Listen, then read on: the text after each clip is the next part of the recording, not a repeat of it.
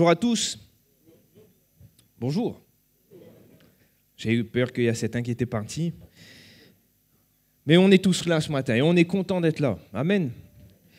Je crois que c'est un bonheur et une joie pour l'Église d'être rassemblée. C'est un bonheur et une joie pour le peuple de Dieu de se réunir, de pouvoir le célébrer, de pouvoir l'adorer dans cette liberté que nous avons en tant qu'enfants de Dieu et dans cette liberté que nous avons aussi au milieu de l'Église. Il est bon d'entendre notre frère louer le Seigneur, il est bon d'entendre notre sœur, mais il est bon aussi nous-mêmes de louer le Seigneur, je le crois. Et cela est bon pour chacun d'entre nous. Ce matin, j'aimerais partager avec vous un message. Alors, je vais vous partager le même message que hier soir pour la simple et bonne raison qu'il s'agit d'un message au sujet de l'Église. Et je crois qu'il serait difficile ce matin de parler qu'à l'autre moitié de l'Église sans parler à cette moitié-là de son rôle, de ce que l'Église est, de ce que l'Église doit être en tout cas. Il nous faut comprendre, frères et sœurs, et je crois que vous le savez intimement, mais il est bon pour nous de nous le rappeler et de nous rappeler ces choses. L'Église en soi n'est pas un bâtiment. Même si nous disons par abus de langage que nous venons à l'Église, nous comprenons et nous concevons que ce n'est pas ce bâtiment-là, l'Église, en elle-même. L'Église n'est pas un mouvement. Quand on dit qu'on vient à l'Église, ce n'est pas la mission salut guérison. Non, ce n'est pas l'Assemblée de Dieu de Saint-Louis, ce n'est pas juste un mouvement. L'Église, c'est avant tout, dans l'Écriture, le projet que Dieu avait, ce projet collectif pour ceux qui allaient être sauvés. L'Église, c'est une entité spirituelle que Dieu bâtit, que Dieu construit, que Dieu veut et que Dieu chérit. Et la Bible nous montre, c'est Jésus lui-même qui dit « Je bâtirai mon Église ». On voit que ce n'est pas là la faveur d'un homme, ce n'est pas à la conception ou à la sagesse d'un homme, mais de Dieu lui-même, de Jésus-Christ, qui dit « Je bâtirai l'Église ». C'est son projet. C'est son projet collectif pour nous aussi à Saint-Louis. Jésus nous dit aussi « Je bâtirai mon Église ». Cette entité spirituelle que nous sommes est bâtie, construite, formée dans le cœur de Dieu d'abord, mais aussi formée par le Seigneur lui-même. Il ajoute, comme nous le voyons dans les Actes des Apôtres, à l'Église ceux qui étaient sauvés. Et nous qui avons cru, nous qui avons été sauvés, rachetés par le sang de Jésus, nous qui nous sommes engagés en Jésus-Christ, nous avons part, nous sommes membres de cette Église. Pas membres parce qu'on a une carte de baptême, ça ne vaut pas grand-chose, frères et sœurs, mais membres parce que le Seigneur nous a instaurés, nous a mis, nous a intégrés dans cet édifice, cette entité spirituelle qu'est l'Église. Et c'est bon de le comprendre, frères et sœurs. Avant tout, et dans les Écritures, et le Saint-Esprit qui a inspiré les auteurs a laissé cela dans le cœur, finalement, des auteurs qui ont écrit que Dieu avait quand même, il est vrai, un projet personnel. Il voulait sauver, il veut te sauver, il veut me sauver, et il l'a fait. Et s'il y a quelqu'un qui n'a pas encore accepté le salut, saisis-le ce matin. Mais s'il y avait un projet personnel, notre salut, il y a aussi un projet collectif. Regardez avec moi, quand il est question du retour de Jésus, il est écrit que Jésus viendra chercher Samuel. Non. Il est écrit ça? Vous n'avez pas la même Bible que moi alors. Il est écrit que Jésus viendra chercher son Église. Il est écrit que Jésus viendra chercher son épouse. Et Jésus va même souvent utiliser cette image de l'épouse. Cette épouse que finalement il a fiancée déjà dans la conception du mariage juif, c'est-à-dire qu'il s'est déjà engagé envers elle, qu'il a déjà tout payé, tout prévu, qu'il a déjà tout acquitté pour finalement pouvoir la prendre et s'engager avec elle, mais qu'il est retourné dans la maison de son père, et ça c'est toujours dans l'arrière-plan juif du mariage, il a préparé une place dans la maison du père, et Jésus nous a dit « Je m'en vais vous préparer une place ». C'est ce qu'il fait aussi pour nous, l'Église, et qui reviendra chercher quand le père lui dira « C'est le moment, tu peux y aller, va chercher l'Église, va chercher ton épouse ». Et on comprend dans cette image de l'épouse aussi qu'il y a véritablement le déversement de l'amour de Dieu vis-à-vis de ce projet. C'est ce qu'il vise, c'est ce qu'il recherche, c'est ce qu'il aspire. Que cette entité spirituelle, cette Église, soit finalement pleinement fonctionnelle, en bonne santé. Quand on regarde même dans les épîtres, et on peut regarder les épîtres de l'apôtre Paul, on voit que même le serviteur de Dieu, animé de l'Esprit, avait beaucoup d'empressement par rapport à l'Église. On voit que l'Église, aux yeux de l'apôtre Paul, a une valeur inestimable. C'est la raison de ses combats, c'est la raison de ses lettres. Il se soucie finalement que les églises sont en bonne santé. Il se soucie qu'il y ait des renards, qu'il y ait des loups qui se mettent dans l'église et qui amènent la division, une fausse doctrine. Non, il s'intéresse à ce que l'église finalement soit en bonne santé, soit prête, se prépare. Il va même dire que finalement c'est pourquoi il peut se réjouir des souffrances. Parce que même s'il souffre, même si parfois il a l'impression que le travail et le poids de l'Église et le poids de ce travail qu'il a pour le Seigneur est comme les douleurs de l'enfantement, l'apôtre Paul peut dire « je me réjouis » parce qu'il sait que les souffrances qu'il a aujourd'hui, finalement, c'est ce qu'il est en train d'achever dans sa chair, les souffrances de Christ pour le corps qui est l'Église. Et il sait que tout cela, il le fait dans un but, c'est qu'il vise le projet de Dieu, l'Église. Et je crois qu'il est bon pour nous de considérer qu'il y a un projet collectif aussi pour nous. Ce projet s'appelle l'Église. Et il serait difficile ce matin de tout voir au sujet de l'Église. On ne pourra pas le faire, on ne le fera pas. Mais on va s'intéresser à une image qu'on retrouve dans les écrits de l'apôtre Paul. Et cette image, c'est le corps. L'Église, un corps. Et je crois que cela est une des belles images que nous laissent les Écritures, et c'est pourquoi on va ouvrir la parole de Dieu maintenant, dans 1 Corinthiens chapitre 12 et à partir du verset 12.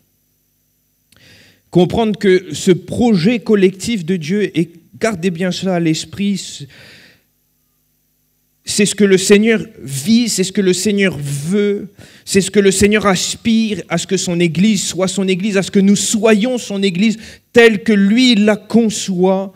Et une des images qu'il nous laisse pour qu'on puisse comprendre ce qu'est l'Église, c'est cette image du corps. Et on va le lire, 1 Corinthiens 12, 12, et on va aller jusqu'au verset 27.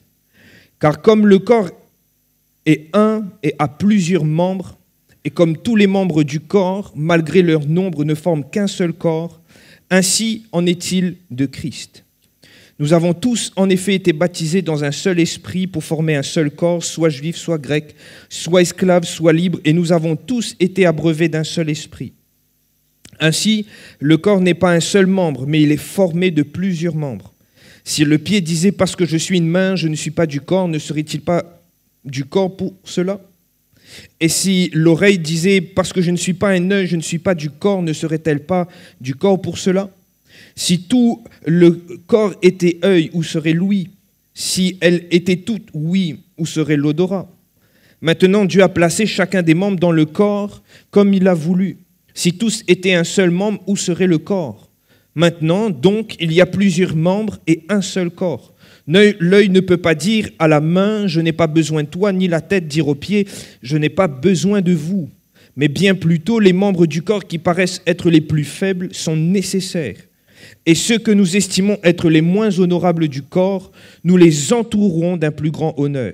Ainsi, nos membres les moins décents reçoivent le plus d'honneur, tandis que ceux qui sont décents n'en ont pas besoin. Dieu a disposé le corps de manière à donner plus d'honneur à ceux qui en manquaient, afin qu'il n'y ait pas de division dans le corps, mais que les membres aient également soin les uns des autres. Et si un membre souffre, tous les membres souffrent avec lui.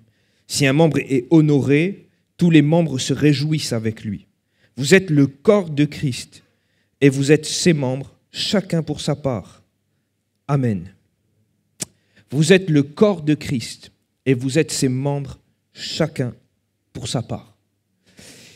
Et il nous faut comprendre, frères et sœurs, que ce projet que Dieu a, ce projet collectif, c'est que nous soyons ce corps de Christ. Nous aussi à Saint-Louis, que nous puissions être ce corps de Christ. Mon frère, ma sœur, nous sommes appelés à être le corps de Christ. Et l'apôtre Paul va ajouter cela. Et vous êtes ses membres, tu peux laisser le verset 27 affiché, et vous êtes ses membres, chacun pour sa part, c'est la version Nouvelle Français courant, et la version qu'on a lue, il dit, vous êtes ses membres, chacun pour sa part. Et si nous sommes appelés à être le corps de Christ, il nous faut considérer, et tu peux tourner ta tête à droite, tu peux tourner ta tête à gauche, tu as un membre du corps à côté de toi et tu es un membre du corps également. Regarde ton voisin, il est membre du corps. Hein. Même celui de droite que tu n'as pas regardé et ignoré pour l'instant, il est aussi un membre du corps. Et cela, il faut nous le comprendre et il faut considérer cela ce matin. c'est qu'on est tous membres. La raison d'exister de ce corps, c'est qu'il y ait plusieurs parties. La raison d'exister, d'être du corps, c'est cette diversité de membres. C'est ce que l'apôtre Paul va dire. Au verset 19, il va dire que il n'y aurait pas de corps s'il ne se trouvait qu'une seule partie. Au verset 14, il va dire, mais le corps ne se compose pas d'un seul membre. Et il nous faut comprendre que le corps, finalement, c'est tout. Ce qui fait la beauté, la richesse, l'équilibre et l'efficacité du corps, c'est qu'il y ait tous ses membres. Et ce qui fait finalement le corps de Christ, ce qui définit le corps, c'est ses membres. C'est chacun de ses membres. Il n'y a pas de membre finalement qui soit moins honorable que l'autre. Il n'y a pas de membre qui aurait moins sa place que l'autre dans le corps. Non, on est tous membres. Tu es membre, ton voisin est membre, et tous ceux et celles, comme la Bible nous invite à considérer, qui ont vécu ce baptême de la régénération, c'est-à-dire d'avoir expérimenté le salut en Jésus-Christ, d'avoir eu ses péchés lavés, avoir reçu le salut de son âme. Toutes les personnes qui ont reçu ce salut, toutes les personnes qui ont reçu Jésus, sont automatiquement ajoutées à l'Église et deviennent ses membres. Et mon frère, ma sœur, si tu as reçu ce salut, si tu as reçu le pardon de Dieu pour tes péchés, tu es aussi un membre de cette Église et de cette entité spirituelle, de cet organisme vivant que le Seigneur se plaît à créer. Et j'aimerais le dire, frères et sœurs, que tous les membres qui ont été insérés dans le corps par le divin Créateur, chacun des membres, finalement, joue un rôle vital au bon fonctionnement du corps. Chaque membre a son utilité. Chaque membre a sa place. Chaque membre apporte à l'équilibre du corps. Et ça, on le voit déjà dans notre corps, parce que l'apôtre Paul utilise une image qu'on connaît bien. On est tous venus avec un corps ce matin. Je ne prêche pas à des esprits, je prêche à des gens, des corps. Vous êtes tous venus avec votre corps ce matin. Certains l'ont bien soigné. On se sont endimanchés et nous avons raison de le faire. Et ce corps que nous avons, on sait très bien que tous les organes, finalement, servent à l'équilibre du corps. Ça, on peut le comprendre. Même les organes qu'on jugerait moins honorables, comme des fois nos orteils, peut-être même le petit dernier, et il faut reconnaître qu'il y a certains orteils qui ne sont pas du tout honorables. Ça, c'est vrai, c'est une réalité. Regardez votre pied, frères et sœurs.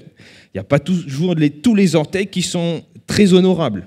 Mais même, et c'est scientifiquement prouvé, même les orteils, finalement, apportent à l'équilibre du corps. Si vous retirez un orteil, vous perdez l'équilibre, littéralement.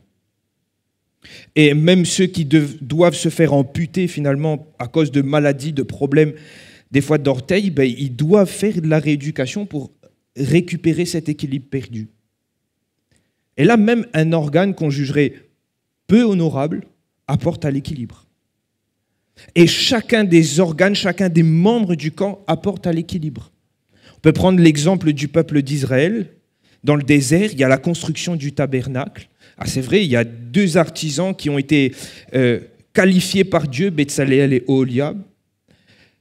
Mais le tabernacle s'est aussi construit suivant la générosité de chacun des membres du peuple. Tout le monde a contribué. On a emmené une boucle d'oreille, un collier, un bracelet. On pourvu aux tentures. On pourvu au tissu pour les rideaux.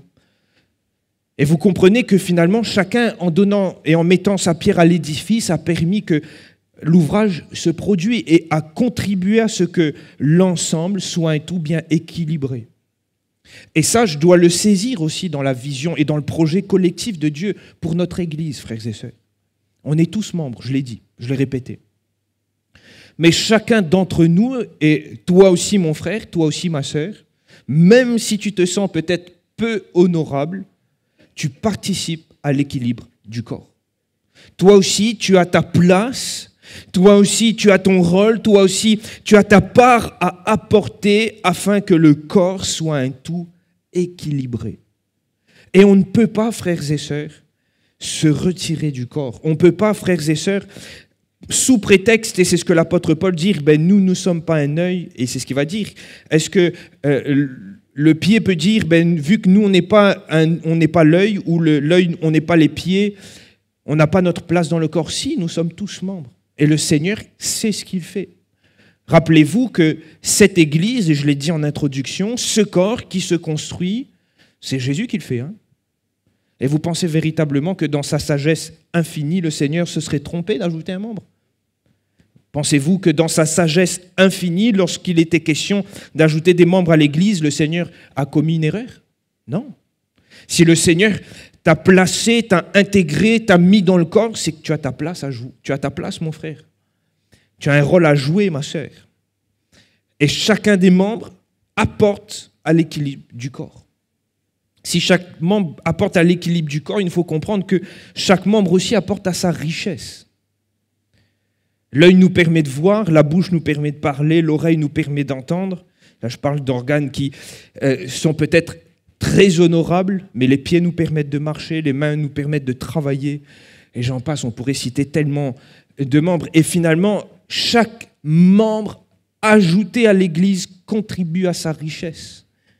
Et il nous faut comprendre, c'est ce que l'apôtre Paul va amener à l'esprit des Corinthiens en disant, mais si tout n'était qu'œil, on ne pouvait pas entendre. Hein. Si tout n'était qu'une oreille, on n'aurait pas pu sentir les odeurs, parce qu'il n'y avait pas de nez. Et chaque membre, et ça aussi, il faut que nous puissions le considérer et le mettre dans notre tête et dans notre esprit afin de comprendre ce projet collectif de Dieu pour l'Église, c'est que chacun doit apporter une part de la richesse. L'Église doit finalement être ce corps qui est riche grâce à la diversité de ses membres.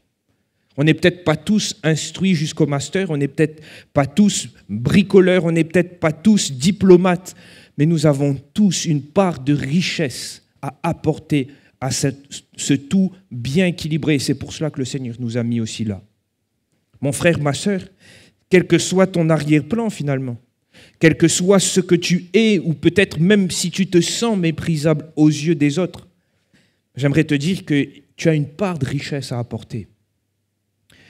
Tu as une part de richesse à apporter à cette Église. Et il nous faut le concevoir. C'est dans cette optique que le Seigneur vise la construction de l'Église. C'est dans cette optique que le Seigneur permet à ce que l'Église se crée, ce corps se construit.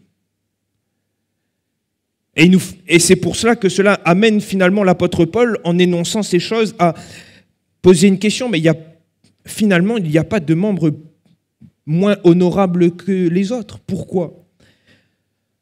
Parce que tous les membres apportent à l'équilibre. Tous les membres sont importants. Tous les membres sont là, présents, dans le but finalement que le tout soit équilibré, qu'il y ait cette richesse dans le corps. Et finalement, même ce que nous pouvons juger être moins honorable, aux yeux de Dieu, a toute son utilité et toute sa richesse, et à sa place dans le corps. Et c'était sûrement un des problèmes qui était dans l'église de Corinthe. L'apôtre Paul n'écrit pas pour écrire. L'apôtre Paul, s'il écrit ce texte, c'est aussi dans le but de traiter un souci qui était à Corinthe. Et sûrement qu'à Corinthe, certains pouvaient penser être plus honorables que d'autres.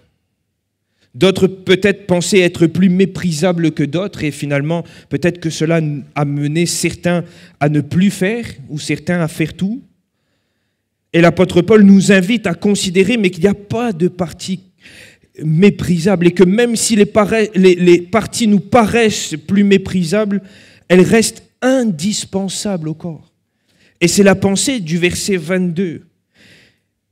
Dans la version Nouvelle Français courant, il est écrit que les parties du corps qui paraissent les plus faibles à nos yeux, frères et sœurs, sont indispensables. Et il nous faut le comprendre ce matin. Ces parties sont indispensables. Et chacune de ces parties, même celles qui pourraient nous paraître plus méprisables, sont indispensables. Et nous voyons dans l'Écriture que Dieu ne sait plus à agir avec des hommes, avec des femmes, avec des jeunes hommes, avec des jeunes filles, qui auraient pu à nos yeux paraître méprisables. Prenons Gédéon. Qu'est-ce qu'il n'a pas dit, Gédéon ? Ah Seigneur, je suis plus petit. Seigneur, envoie quelqu'un d'autre. Seigneur, utilise quelqu'un d'autre. Moi, je ne suis pas à la hauteur. Je suis pas celui qui peut libérer Israël, Seigneur. Je n'ai pas la carrure, je n'ai pas les épaules. Mais le Seigneur, pourtant, reste dans cet appel qu'il lance à Gédéon. C'est toi. Et je remarque même que dans la vie de Gédéon, Dieu ne lui dit pas « Non, mais t'inquiète pas, tu vas être quelqu'un d'autre. » Non, le Seigneur lui dit « Va avec la force que tu as. » Parce que finalement, Gédéon avait sa place. Gédéon avait sa part. C'était là pour lui la mesure et la part du ministère que le Seigneur avait préparé. Le Seigneur avait choisi Gédéon et même s'il pouvait paraître méprisable à ses yeux, c'était l'outil et l'instrument que Dieu avait choisi. On peut parler de la jeune servante dans l'histoire de Naaman. On n'aurait pas misé un copec sur cette jeune fille qui était au service de Naaman. Et pourtant, c'est elle qui parle de Dieu et du prophète à Naaman. C'est elle qui est l'instrument béni entre les mains de Dieu afin que Naaman puisse expérimenter la grâce de Dieu dans sa vie et être guéri de sa lèpre. Elle paraissait méprisable à nos yeux. On peut parler encore d'un exemple, celui du jeune garçon qui avait mis dans son sac 5 pailles de poisson. Personne, quand la réunion a commencé, que Jésus a commencé à prêcher, aurait pensé que ce garçon aurait joué un rôle aussi majeur dans la réunion. Et pourtant, il a été un instrument béni pour rassasier une foule de personnes. Il a été un instrument de choix et de qualité entre les mains du Seigneur afin de bénir des milliers de personnes. Et pourtant, il aurait pu nous sembler, ce jeune homme, être finalement moins honorable que d'autres. Et frères et sœurs, il nous faut le comprendre. Le Seigneur se plaît souvent à utiliser les choses faibles, à utiliser ce qui peut nous paraître méprisable pour confondre les fortes. Et même dans l'Église et même dans cette conception du corps, il n'y a pas de membres finalement méprisables aux yeux de Dieu. Même ceux qui peuvent avoir cette impression, ce ressenti, même ceux qui pensent ne pas pouvoir apporter à l'équilibre ou à la richesse, mon frère, ma sœur, entre les mains de Dieu, avec peu, le Seigneur fait beaucoup. Avec une vie qui peut nous paraître méprisable, le Seigneur sait faire beaucoup. Et moi, j'aimerais te le rappeler ce matin. Le Seigneur sait qualifier, le Seigneur sait travailler, et chaque membre a son utilité dans le corps. Si le corps n'était qu'un membre, ce n'aurait pas été un corps. Mais le corps est composé d'une diversité de membres. Et on est tous, pour ceux qui ont reçu le salut en Jésus-Christ, membres de ce corps. C'est pourquoi, frères et sœurs, c'est aussi la pensée de l'apôtre Paul quand il écrit aux Corinthiens. Pour que ce corps fonctionne, pour qu'on puisse tirer toute l'efficacité de chacune des parties de ce corps, pour que chaque membre puisse exprimer son plein potentiel dans le corps, il y a la question de l'unité. Parce que, considérez-le, si le corps est démembré, les membres qui sont détachés du corps ne servent à rien. Une main sans le corps, elle ne peut pas travailler. Un pied en dehors du corps, ça ne peut pas marcher ou ça ne peut pas aider à marcher.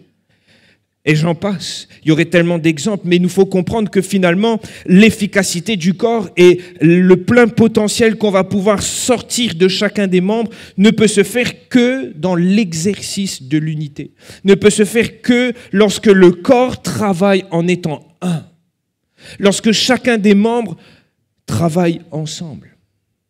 Et il faut le comprendre, frères et sœurs. On doit travailler avec celui qui est à côté de nous. On doit travailler avec celui qui est de l'autre côté de nous. On doit aussi travailler avec celui qui est devant, celui qui est à l'opposé de la salle. On doit travailler aussi avec ceux qui sont au loin, mais qui sont membres. Parce qu'on est tous membres. Et l'efficacité du corps, la richesse du corps va véritablement se voir et se décupler au moment où l'Église travaillera à l'unité. Et c'est pour cela que Paul écrit. Pour amener les Corinthiens à considérer que vous devez travailler ensemble. Alors on peut se poser la question, mais comment travailler à cette unité? Comment faire que le corps reste un? Comment faire que le corps ne soit pas un corps désintégré, mais dans la pleine unité, que ce corps vise et atteigne le projet de Dieu? Mon frère, ma sœur, la première chose, il est question pour nous d'enlever tout ce qui pourrait séparer, éloigner, être un obstacle entre les membres. Et ça, c'est très simple. Tout ce qui serait sujet de conflit entre nous. La petite querelle, la jalousie, tout ce qui finalement pourrait être une barrière, un obstacle, un mur que je suis en train d'ériger entre moi et mon frère. Je dois abattre tout ce qui me sépare. des uns et des autres. Parce que si je bâtis des murs, si je mets des séparations, comment ce corps pourra être fonctionnel et pourra être uni? Ce n'est pas possible. Il faut que j'enlève toute barrière, tout obstacle, toute distance, tout conflit. Que je mette un peu d'amour dans mon cœur pour mon frère. Pour que moi, si je me juge être plus fort ou plus grand spirituellement, que je puisse supporter celui qui est plus faible.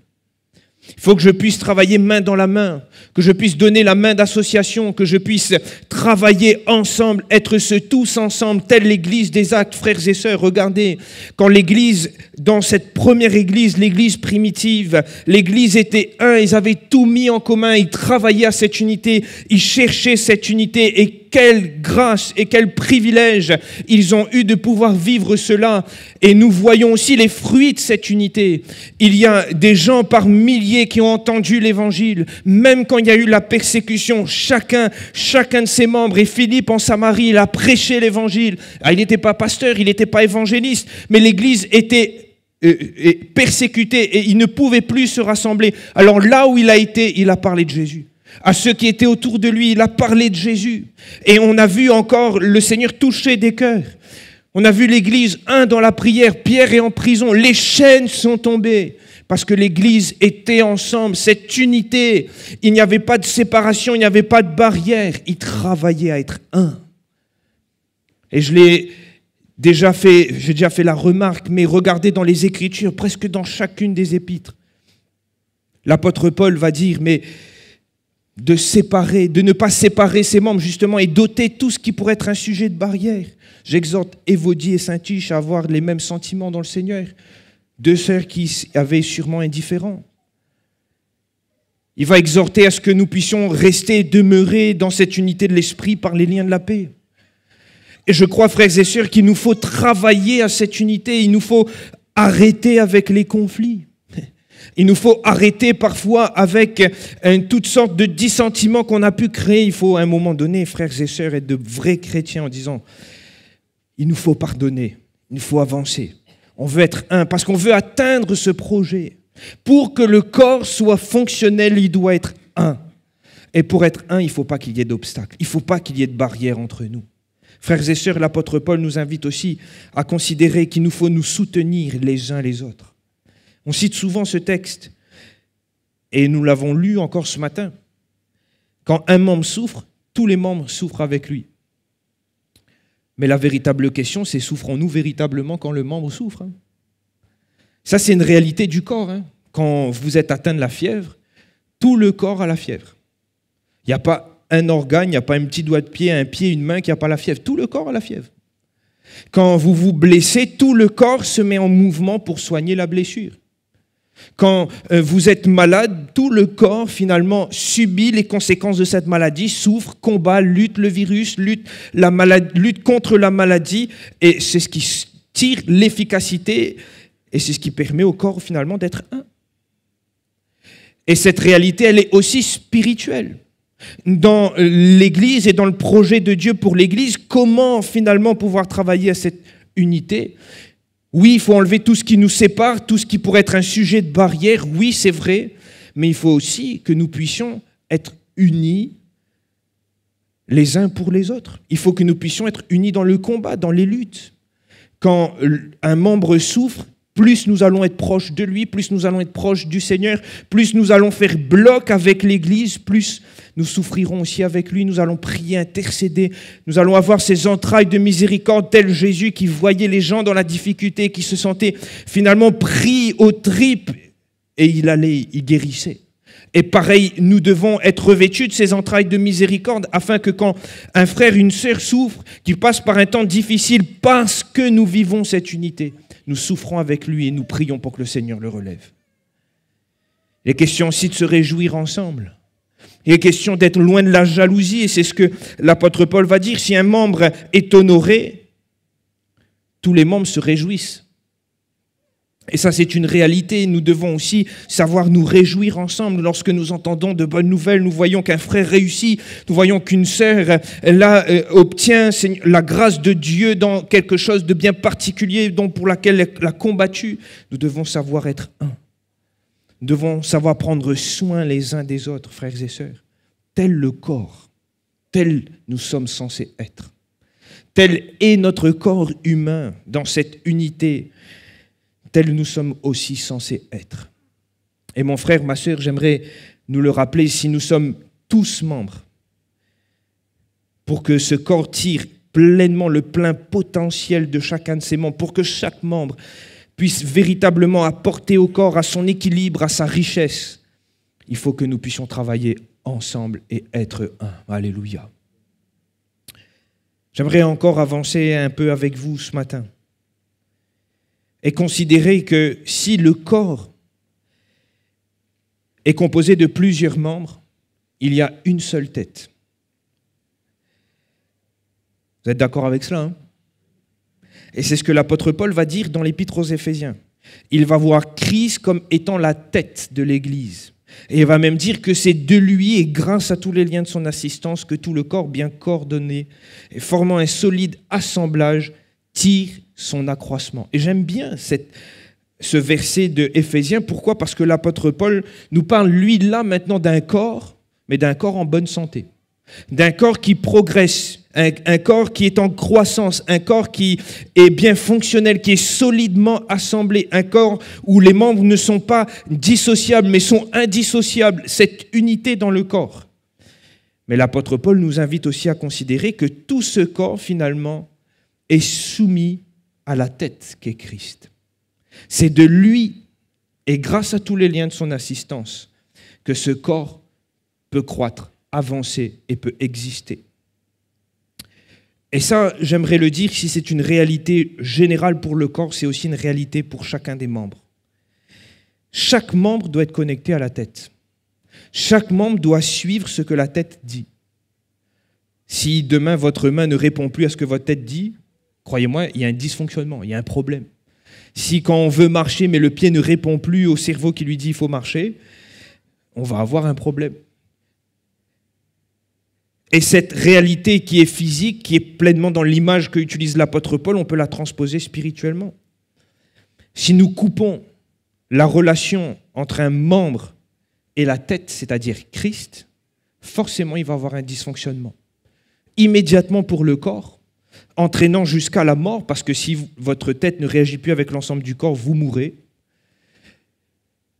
Mais aussi un dysfonctionnement qui soit pour l'ensemble du corps en général. Et ça, frères et sœurs, c'est une grande réalité du corps. C'est que chaque membre est censé être connecté à Jésus. C'est-à-dire que je suis censé être connecté à Jésus. Tu es censé être connecté à Jésus. Ma vie est censée être dirigée, suivie. Ma vie est censée répondre aux exigences de la tête qu'est Christ. C'est lui qui doit commander, c'est lui qui doit diriger, c'est lui qui doit instruire, c'est lui qui doit dire « fais, vas-y ». Et dès le moment où cette communion, cette relation est amoindrie ou coupée, forcément, il y a dysfonctionnement, forcément, il y a problème. Et mon frère, ma sœur, il nous faut comprendre que pour la bonne santé du corps en général, pour la bonne santé de tout le corps, de l'Église, de ce projet, pour que cela fonctionne, pour que nous visons et nous atteignions le but que le Seigneur a dans ce projet collectif, il faut que chacun puisse vivre véritablement cette relation pleine avec Jésus. Il faut que chacun puisse vivre pleinement cette communion, cette connexion avec Christ, qui est celui qui dirige, qui est la tête du corps, mais qui est aussi mon Seigneur, qui est celui qui est censé me diriger. Et dès le moment où nous allons couper, frères et sœurs, malheureusement, toutes sortes de dysfonctionnements spirituels arrivent. Déjà dans notre propre vie, mais aussi à l'échelle de l'Église. Ayons à l'esprit ce matin que les infirmités spirituelles vécues par un membre qui s'est détaché de la tête provoquent l'invalidité du corps tout entier. Regardez ce qui s'est passé avec Akan. Tout le peuple n'avait pas péché. Un homme, un seul homme qui avait pas dévoué par interdit ce qui était censé être dévoué par interdit. Un seul homme qui a choisi, lui, de garder ce qu'il n'aurait jamais dû garder, qui avait péché, qui a caché. Personne n'était au courant. Et pourtant, Parce qu'à cause de ce péché, il a mis une séparation déjà entre lui et Dieu. Parce que le péché nous empêche d'être dans la présence de Dieu. Le péché nous rend méprisables au regard de Dieu. À cause de cela, cela a provoqué l'invalidité de tout le corps entier qui est parti en campagne pour aller battre Haï et que ça devait être facile. Et finalement, il s'est avéré que ce combat était une grande défaite. Et cette réalité, elle est là aussi pour chacun d'entre nous, frères et sœurs. Le bon fonctionnement, la pleine puissance, efficacité du corps qu'est l'Église, de ce projet de Dieu qu'est l'Église pour nous, dépend aussi de la connexion de chacun des membres au Seigneur. Et j'aimerais te dire, et j'aimerais nous dire, parce qu'on est tous concernés, il est vrai qu'on aspire à voir de grandes choses. Hein. On aspire à ce que des malades soient guéris. On aspire à ce qu'il y ait un réveil dans cette ville de Saint-Louis. On aspire à ce que le Seigneur chamboule des vies, chasse les démons, guérit les malades, amène des gens et encore rajoute des âmes à l'Église. Mais il faut comprendre qu'avant d'aspirer à ce que le réveil se passe dans l'assemblée, dans son ensemble, dans l'Église, dans le corps, il faut que ce réveil se passe déjà chez moi. Si nous aspirons à voir la gloire de Dieu éclater encore, il faut que le corps soit en bonne santé, frères et sœurs. Si nous aspirons à étendre nos cordages, il faut que le corps soit en bonne santé, frères et sœurs. Considérez-le, on ne va pas faire le grand raid si on est malade. Hein. Aujourd'hui, si on a le Covid, on ne peut pas sortir, c'est pareil. On ne peut pas avoir le projet de faire un marathon, d'aller faire un trail ou je ne sais quoi si on n'est pas bien, on est malade. On prend le temps de se soigner et après on va faire la grande course. On va faire la diagonale des fous. Et c'est pareil dans le projet de l'Église. Si nous voulons pouvoir finalement étendre nos cordages, aller plus loin, grandir, progresser, s'accroître, il faut comprendre qu'il faut que le corps soit en bonne santé. Et cette bonne santé du corps va passer aussi par la bonne santé de chacun des membres du corps. Par une bonne connexion finalement, parce que c'est de là que réside la santé. C'est par une bonne connexion de chaque membre à la tête, qui est Christ. Que chacun puisse pleinement être dans cette communion avec le Seigneur. Que chacun puisse véritablement vivre cette relation intime avec Dieu, être près de lui, près de sa parole, l'entendre nous parler, entendre le Seigneur nous donner ses voies, ses instructions, ses directions, afin que le corps en bonne santé maintenant puisse maintenant s'accroître et aller plus loin. Mon frère, ma sœur, s'il y a une diversité de membres, et nous sommes tous membres, nous qui avons reçu Jésus, s'il nous faut vivre dans l'unité, afin de tirer la pleine puissance et l'efficacité de chacun des membres qui apportent à la richesse, qui apportent à l'équilibre, il nous faut aussi considérer que chacun des membres doit bien être connecté à la tête. Et ça, c'est très important, c'est vital pour le bon fonctionnement du corps. Et j'aimerais aller sur ce dernier point avant de fermer ce message ce matin. C'est que s'il est question d'un corps, nous remarquons dans l'Écriture qu'il n'est pas question d'un corps inerte et sans vie. Il n'est pas question juste d'un corps avec une tête et des membres, des bras, des jambes. Non, il est question d'un corps qui est vivant. Nous voyons dans le texte que j'ai cité d'Éphésiens 4, versets 15 et 16, qu'il est question d'un corps qui grandit, qui croît, qui progresse, un corps qui est en mouvement, qui est en action. Et pour être en action, il faut finalement qu'il y ait la vie. Et il nous faut aussi comprendre et avoir à l'idée et à l'esprit ce matin que cette vie est procurée par l'esprit, le souffle divin qui vient animer. Tel Adam a reçu ce souffle divin, tel dans la vallée d'ossements desséchés, ces corps ont reçu ce souffle divin. Nous aussi, en tant que corps de Christ, nous sommes animés et nous devons être animés de ce souffle divin de l'Esprit. Regardez que ce texte a été quand même placé dans ce chapitre 12 des Corinthiens où l'apôtre Paul est en train de parler des dons spirituels. Et il nous faut considérer que c'est véritablement inspiré, dynamisé, dirigé par l'Esprit que le corps se met en mouvement et agit. C'est ce souffle divin qui est censé nous animer et c'est ce souffle divin qui doit nous animer, frères et sœurs. C'est pourquoi souvent nous prêchons sur ce thème. Souvent, nous qui sommes un peuple de l'Esprit, nous invitons à ce que l'Église et chacun des membres, en particulier chacun pour sa part, puisse véritablement vivre cette vie de l'Esprit. Parce que c'est ce qui va animer le corps, c'est ce qui va permettre la croissance du corps, c'est ce qui va permettre le corps de se mettre en mouvement et d'agir. Mon frère, ma sœur, qu'en est-il de la vie de l'Esprit? Qu'en est-il du Saint-Esprit? Est-ce que le Saint-Esprit t'anime encore? Ou est-ce qu'il faudrait que l'Esprit te ranime ce matin? Quoi qu'il en soit, moi je crois que le Seigneur, il se plaît au travers des messages à nous inviter à rechercher ces choses.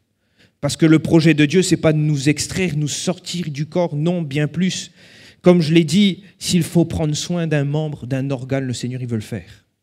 Le Seigneur veut ranimer, s'il faut que l'Église puisse revenir à l'Esprit, être remplie du Saint-Esprit, être véritablement, voir tels les voiles d'un navire, être gonflée par les vents de l'Esprit. S'il y a besoin que l'Esprit agisse, le Seigneur le fera.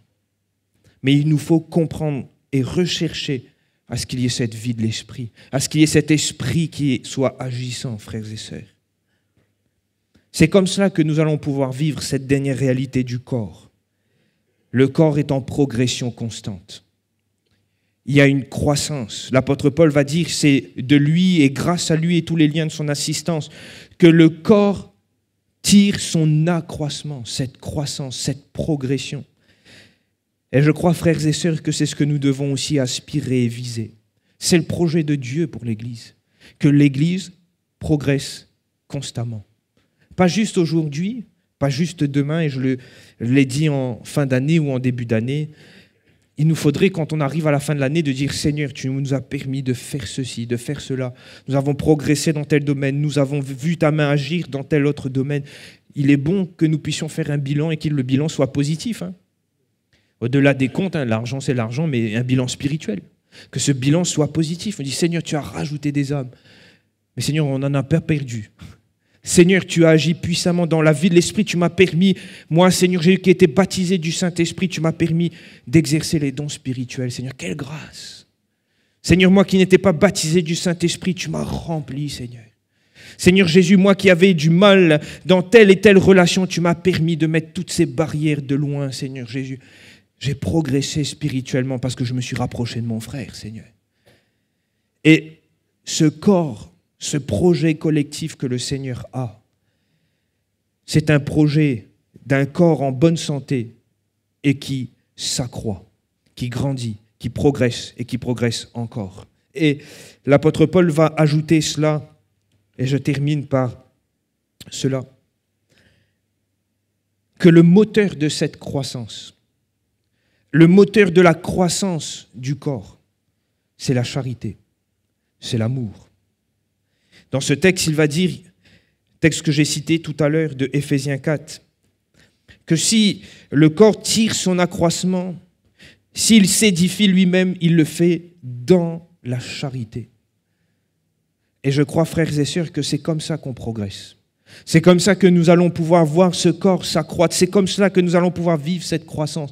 C'est comme ça que nous allons pouvoir progresser dans l'unité, quand nous allons aimer plus Dieu, aimer sa parole, aimer sa présence et aimer ses commandements, c'est les appliquer, les mettre en pratique, les faire vivre une vie basée sur la parole, mais aussi aimer notre frère, aimer notre sœur, de l'amour de Dieu, cet amour qui est patient, qui est plein de bonté, cet amour qui vient du Seigneur, ce n'est pas un amour humain, mais que nous puissions aussi comprendre que le moteur de cet accroissement, c'est l'amour. Et on a besoin, Seigneur. Seigneur, on a besoin de cet amour. On a besoin d'aimer plus. J'aimerais même dire, on a besoin d'aimer mieux. Comme le Seigneur. Nous avons besoin que le Seigneur nous remplisse de cet amour, afin que nous puissions aussi voir ce projet collectif que le Seigneur a pour son Église, pour chacun d'entre nous, pour notre Église, que ce projet, nous puissions l'atteindre, que nous puissions être son corps, que nous puissions véritablement être ce corps qui s'accroît, qui est un, qui fonctionne, qui prend soin les uns des autres, qui ne laisse pas quelconque infirmité rester, persister, mais qui, dans le souci du bon fonctionnement et de la bonne santé du corps, que nous puissions travailler à ce que tout le corps et tous les membres soient bien connectés à la tête et que le corps avance et progresse. Alléluia! Quel beau projet le Seigneur a pour son Église. Mais il nous faut le considérer ce matin. Nous avons tous notre part à jouer, parce qu'on est tous membres. Nous avons tous un rôle à jouer dans ce projet de l'Église. Nous avons tous quelque chose à faire. Et il nous faut le faire. Alors que nous puissions tous prendre acte et considération de ce que le Seigneur a pour nous, de la part qui nous a réservé. Peut-être quelqu'un ce matin, au travers de ce que j'ai pu partager, peut se dire, mais moi je me sens méprisable. Je ne me sens pas à la hauteur. Je ne vois véritablement pas comment le Seigneur peut m'utiliser comme étant une part de richesse, comme étant une part de l'équilibre. Alors, moi j'aimerais t'inviter à demander au Seigneur de te montrer. L'apôtre Paul va parler de cette mesure de ministère que le Seigneur nous a donnée, de cette part que le Seigneur nous a laissée et des limites de cette part. Et moi, je crois qu'il est bon toujours que nous puissions grandir en connaissant et en comprenant, en pouvant saisir véritablement la mesure du ministère que le Seigneur nous a donné de service et aussi les limites de la part, afin de pouvoir véritablement s'épanouir et être efficace pour le corps. Alléluia.